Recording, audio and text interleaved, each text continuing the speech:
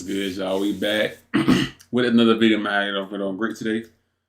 Today we got bloodiest fights in UFC history. That'll shock you. We're finna get into it. Like, it's not crazy. Like, people be really, you feel me, getting their jump mauled, like getting, you feel me, just getting the beat, the shit that beat out of him, like, you know what I'm saying? Crazy. Now, look at that zone. He just straight hammering him. Yeah, bro.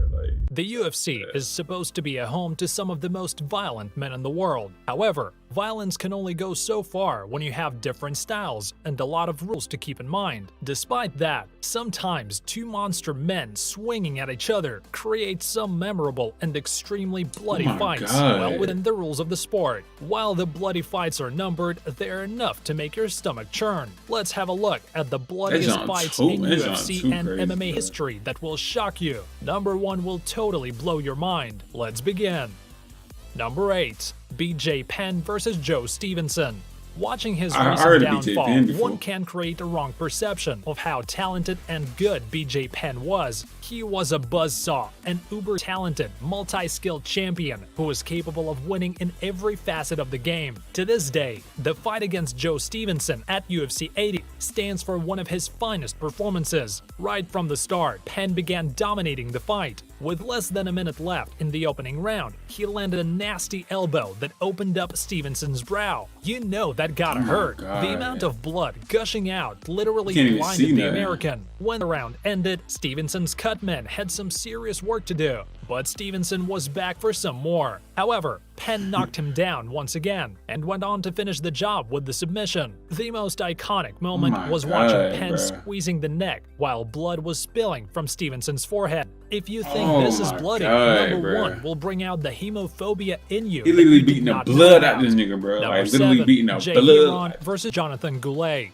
Up next, we have the fight so gruesomely bloody that the UFC refused to broadcast it on TV. Fear not though, as you can now witness the full horror of this fight. The fight between two upcoming talents working their way through the Ultimate Fighter will literally leave you speechless. This was Goulet's first outing in the octagon, and it did not sell well as Hieron controlled proceedings with takedowns and submission attempts. In the first round, Hieron put on a show by demonstrating a strong wrestling game. However, it would take only one knee to the skull from Goulet to open a massive cut. While being on top and landing punches, Hieron was bleeding like a fountain. With the blood all over the octagon, many of us thought the medic would stop the fight. But by everyone's surprise, the action continued. Despite looking like he could legitimately bleed to death, Hieron was arguably still winning the contest. However, Goulet landed one more knee in the opening minute of the third, convincing the referee to stop the fight. Cutman Stitch Duran later called this the bloodiest fight he'd ever worked, saying the smell alone made him nauseous. Number 6. Jim Miller vs. Joe Lauzon. Joe Lauzon is one of the most hitting like real deal. This ain't no like aggressive and well-rounded. This ain't that boxing junk, that propaganda junk that they just put on for the money. Like they actually do that junk. Like it's crazy. That style has earned him multiple performance bonuses. The entertainment from this fight, though, was derived mostly from Lauzon taking a savage beating courtesy of Jim Miller. Setting an astonishing pace, Miller busted Lauzon open with a striking blitz, landing clean combinations of punches, hard knees to the body, and stiff standing elbows. A bloody but not beaten Lauzon motioned for the crowd to keep shouting their encouragement. You just knew he may have been short of blood, but he certainly was not lacking in heart. This contest inevitably slowed after the breathless intensity of round 1, but the blood spouting continued at an alarming pace. Lauzon suffered numerous cuts during the bout and revealed post-fight that he needed 40 stitches to repair the damage. Miller was not immune from the flesh-ripping carnage either, as he revealed a cut under his left eye after wiping his face clean of Lauzon's blood. Both fighters were greeted with a well-deserved standing ovation at the bell in recognition of an epically violent bloodbath. Lauzon may have lost the fight and a few liters of blood, but gutsy performances like this have established him as a true fan favorite. Number 5. Mark Hunt vs. Antonio Silva. I'm not sure if we Yeah, ever Antonio saw Silva. two Wait, is that 265-pound-plus Anderson Silva giants like blasting kinfolk each or other something? for 25 minutes, like Mark Hunt and Antonio Silva did at UFC 193. Bigfoot Silva and Hunt fought each other to a draw in their first encounter in 2013. However, that fight was not a draw because only one fighter was bleeding.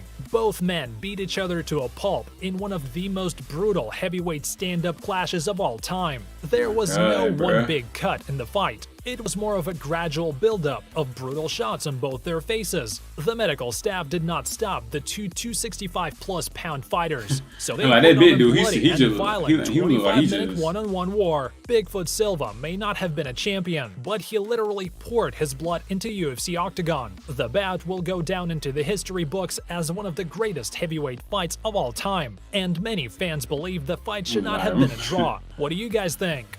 Number 4, Stefan Struve versus like Dennis the big dude would get his Stojnik. The 7-foot-tall Stefan like, Struve stepped into the octagon against Dennis Stojnik at UFC 99, and no one could have predicted what the fight would look like. Stojnik scored an early takedown in the fight and unleashed hell on Struve. A brutal hammer first cut Struve open badly, and the cut would get progressively worse through the fight. As Dennis targeted it repeatedly, Struve was oozing blood throughout and was on his way to a second-round doctor's stoppage. However, he managed to flip guard and choke Stojnik out for an improbable win. The sight of Struve's face leaking blood as he cinched in the choke is the image to describe the sacrifice that MMA fighters make for their craft.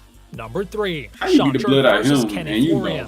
One of the bloodiest title matches in history took place in 2006 at UFC 64. It was Kenny Florian, just 8 fights into his career, taking on Sean Sherk for the vacant lightweight championship. Florian entered the arena wearing a samurai outfit. You just knew what was coming up next. What happened was both men getting sliced up. Florian was already known for his hellacious elbows, and despite being taken down, it was one from the bottom that opened up Sherk. Even though he was winning rounds, from the looks of it, Sherk was in a major dogfight. By the time the fight was over, Florian's shorts, which started out white, had been dyed pink, while Sherk's cut continued to ooze until the final bell. Years later, Florian did an interview, during which he touched on the famous fight. He said that there was so much blood, it was ridiculous. He said, quote, "I can still taste it to this day, like liquid metal. It was nuts." Number 2, Cain Velasquez versus Antonio Silva.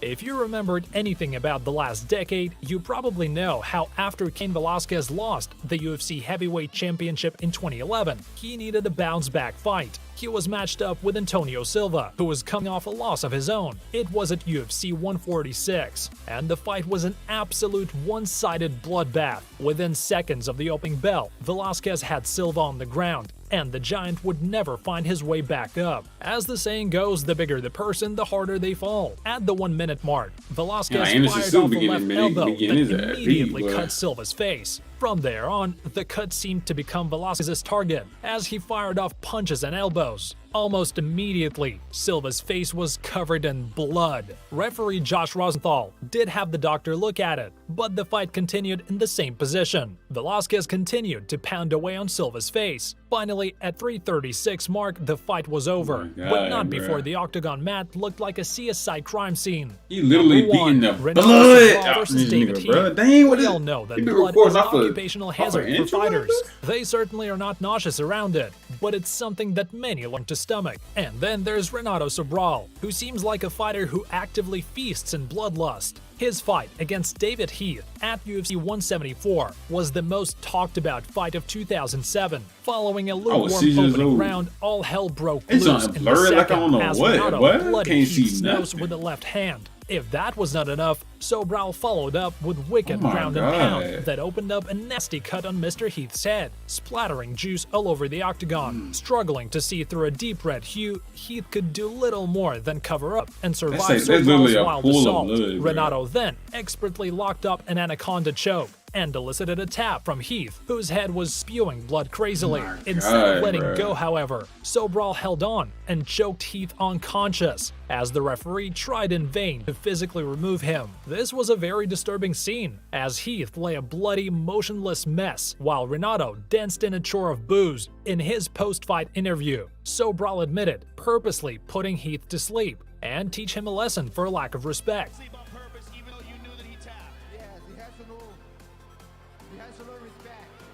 Now that's very harsh and disrespectful. Which one of these fights do you think was the best? That last one is crazy. He put him to sleep on purpose, bro. I ain't gonna lie, bro. That Anderson Silva dude too. He be getting his ass beat too, bro. Like he need to get right. Hopefully y'all like the video. John crazy, man. See y'all tomorrow, bro.